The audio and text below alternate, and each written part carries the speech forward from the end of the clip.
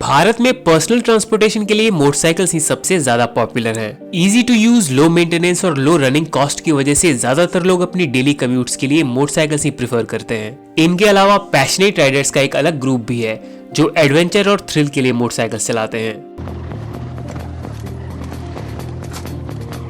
Let's ride.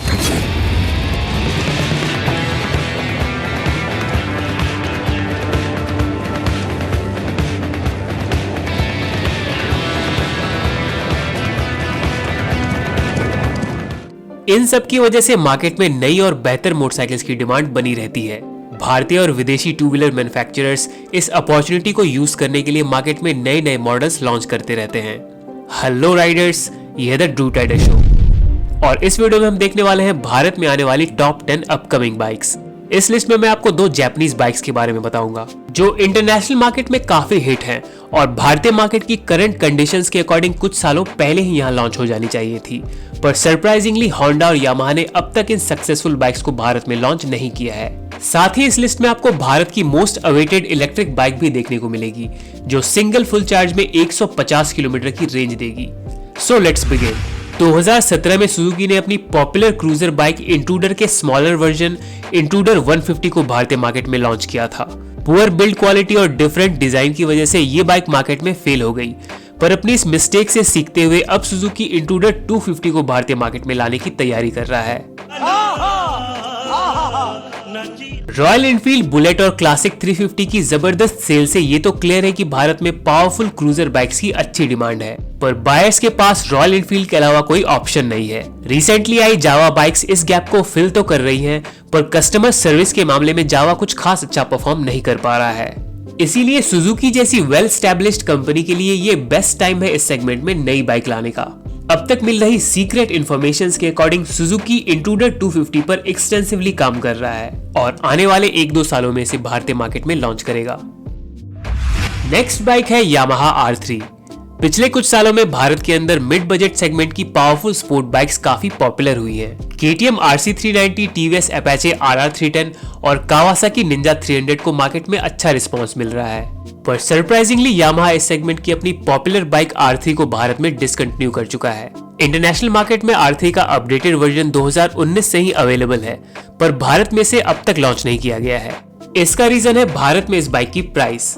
नए updated features और BS6 upgrade की वजह से भारत में नई R3 की प्राइस 4 लाख के पार जा रही है, जो इसे इस सेगमेंट की सबसे महंगी बाइक बना देगा। किधर से ला के देगा बाबा, वो पैसा किधर से ला के देगा तू? डबल सिलेंडर वाले इंजन की वजह से R3 की प्राइस को कम करना यामाहा के लिए काफी चैलेंजिंग है, पर जल्द ही यामाहा किसी न किसी सोल्यूशन के साथ इस शानदार बाइक को भारत में जरूर लाएगी। मैं यामाहा R3 की इतनी तारीफ इसलिए कर रहा हूँ क्योंकि ये बाइक बहुत ही खास है।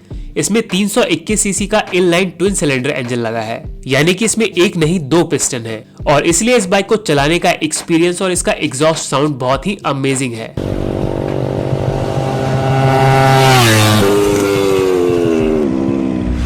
पूरे भारत में जिस अपकमिंग बाइक के लिए लोग सबसे ज्यादा एक्साइटेड हैं वो है नई पल्सर रेंज।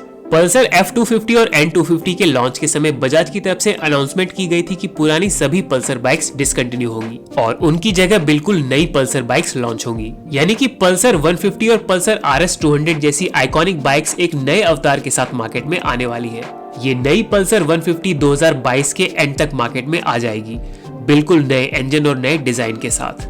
काफी लंबे समय से पल्सर 150 मार्केट की टॉप सेलिंग और मोस्ट सक्सेसफुल बाइक रही है, इसीलिए पल्सर 150 के न्यू वर्जन से लोगों को बहुत ज्यादा एक्सपेक्टेशंस हैं।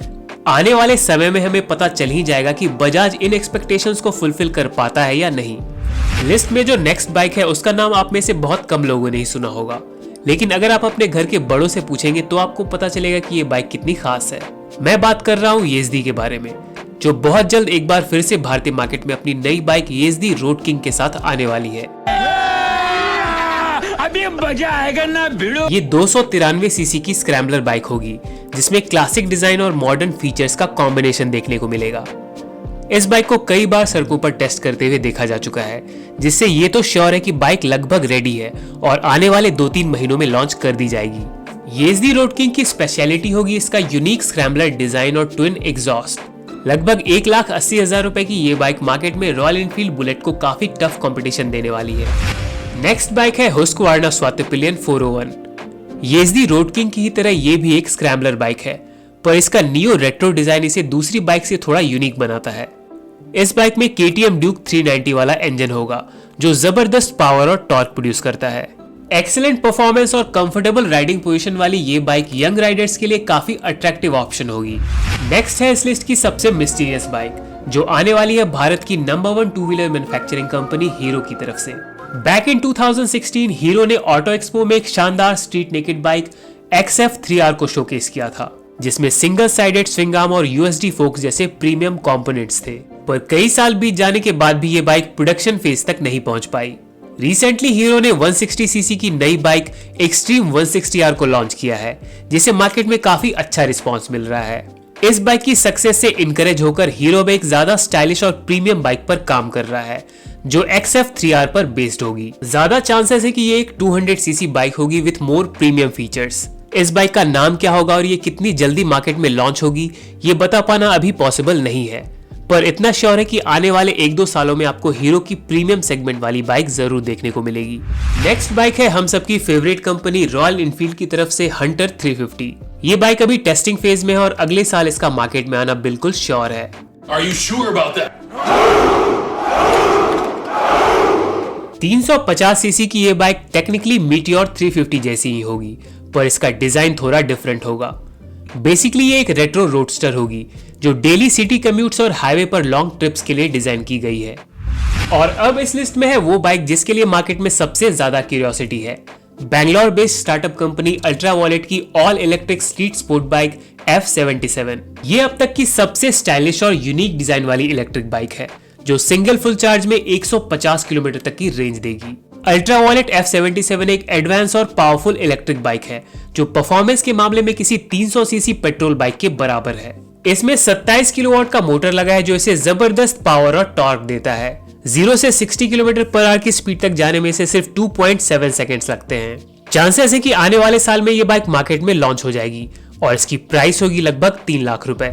नेक्स्ट है वो बाइक जो भारत में R15 जितनी पॉपुलर हो सकती है, पर पता नहीं क्यों होंडा भारत में इसे लॉन्च करने में इतनी देर कर रहा है। मैं बात कर रहा हूँ CBR 150 की। 2010 और 2012 के समय भारतीय मार्केट में CBR 150 की पॉपुलैरिटी से ये तो क्लियर है कि भारतीय बायर्स के बीच 150cc की पावरफुल स्पोर्ट बाइक की डिमांड काफी ज्यादा है, और इसीलिए इंटरनेशनल मार्केट में available Honda CBR 150R Bharat में काफी ज्यादा पसंद की जाएगी।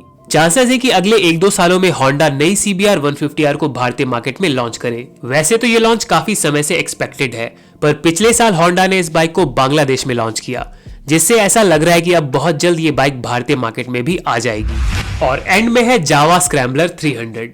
रिसेंट ईयर्स में रॉयल इनफील्ड क्लासिक और बुलेट की पॉपुलैरिटी के बाद मार्केट में मिड इंजन कैपेसिटी वाली रेट्रो बाइक्स की डिमांड बढ़ गई है, और इसीलिए जावा इस सेगमेंट में अपनी एक और यूनिक बाइक उतारने जा रहा है, जो है जावा स्क्रैम्बलर 300। स्क्रैम्बलर बाइक्स डिफिकल्ट रास्तों पर तेज रफ्तार में चलने के लिए डिजाइन की जाती हैं। इसीलिए नई जावा स्क्रैम्बलर में भी spoked wheels, up Swift exhaust और हाई ग्राउंड क्लियरेंस जैसे फीचर्स देखने को मिलेंगे। ये बाइक अभी टेस्टिंग फेज में है और बहुत जल्द भारतीय मार्केट में लॉन्च होने वाली है। वीडियो अच्छी लगी हो तो लाइक जरूर करें और ride safe to ride again. See you in the next one.